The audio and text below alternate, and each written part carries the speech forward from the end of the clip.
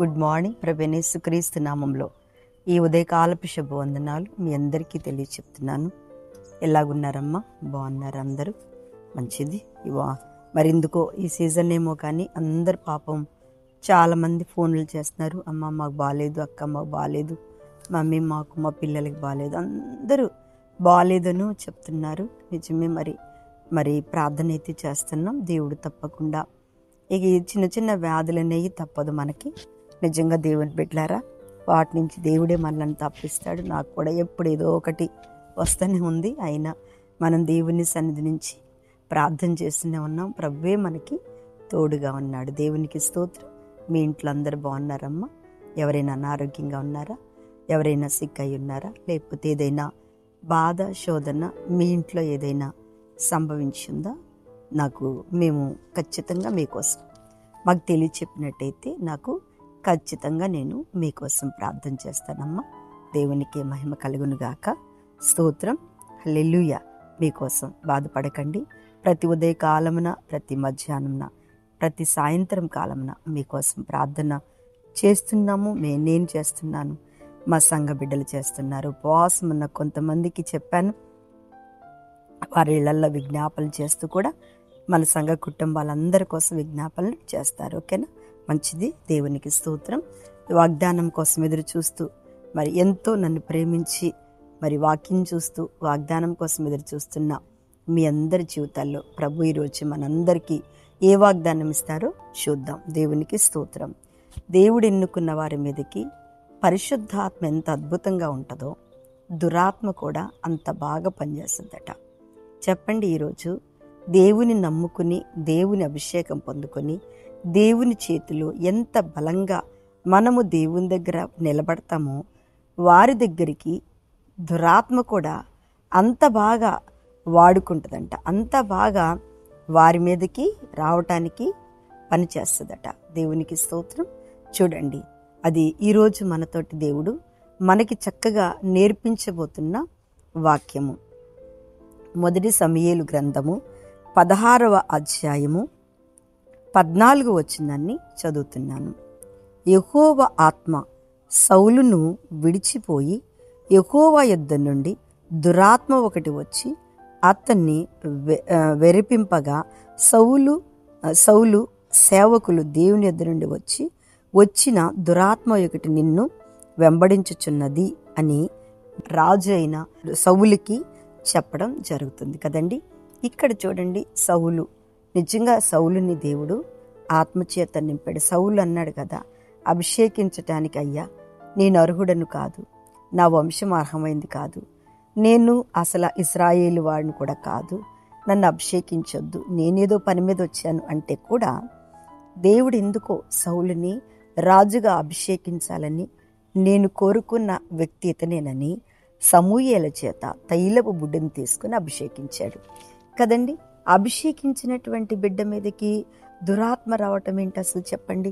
ఈ రోజులంటే మనం అభిషేకించుకుంటున్నాం, కానీ దేవుడు సేవకుని చేత అభిషేకించిన సౌలు మీదకి దురాత్మ రావటానికి గల కారణం ఏంటి కదండి?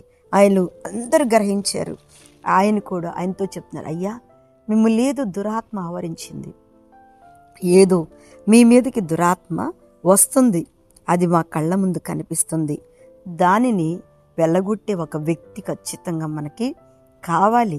అయ్యా మీరు అనుమతిస్తే మంచి వాయిద్యములు వాయిస్తూ సితారను వాయిస్తూ మంచిగా ఆ దురాత్మను వెళ్ళగొట్టే వ్యక్తిని మేము తీసుకొస్తాం అని రాజు దగ్గర పర్మిషన్ తీసుకున్నారు. దేవునికే మహిమ కలుగును గాక.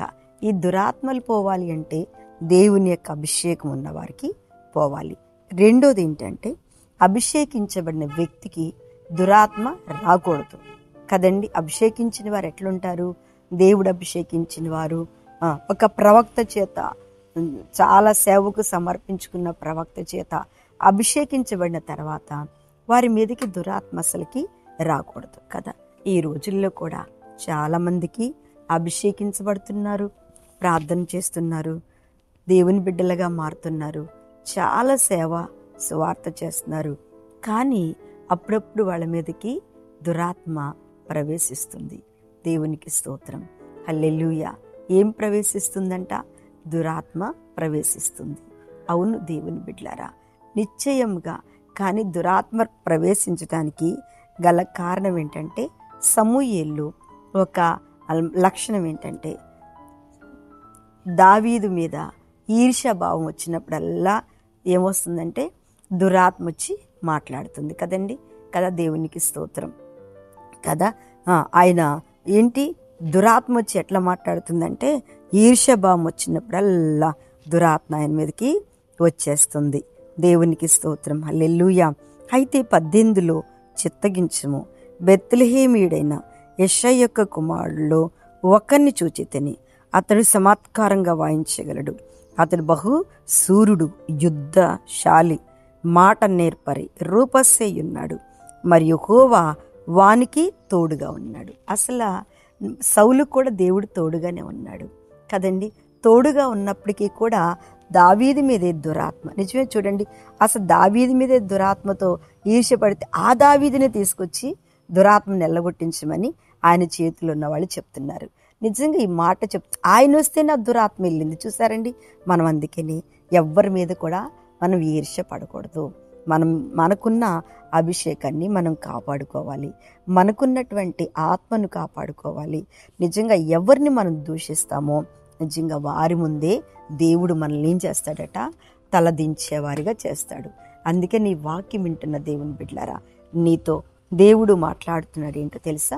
మనం ఎవ్వరి మీద కూడా ఈర్ష్య పడొద్దు, ఎవ్వరి మీద కూడా మనం లెగొద్దు. అప్పుడే దేవుడు మనల్ని మంచిగా దీవిస్తాడు. ఈ మాటలు నీతో మాట్లాడినట్టయితే సరిచేసుకుని దురాత్మకు అవకాశం ఇవ్వకుండా పరిశుద్ధాత్మలో నిలిచి ఉండునుగాక. ప్రార్థన చేస్తున్న పరిశుద్ధుడా, ఈ ఉదయకాలమున ప్రతి ఒక్క బిడ్డతో మాట్లాడావు. ప్రతి ఒక్కరిని దీవించండి, వారికి తోడుగా ఉండండి. ఉదయకాలం బయటికి వెళ్ళినప్పుడు, లోపలికి వచ్చినప్పుడు వారికి కృపాక్షేమములు దయచేయమని, అనారోగ్యంగా ఎవరైనా ఉంటే మంచి ఆరోగ్యంతో నింపి స్వస్థతను దయచేయమని యేసు నామమున అడుగుచున్న తండ్రి, ఆమేన్. ప్రైజ్ లార్డ్ అమ్మ. దేవుడు మిమ్మల్ని దీవించునుగాక. ఆమేన్.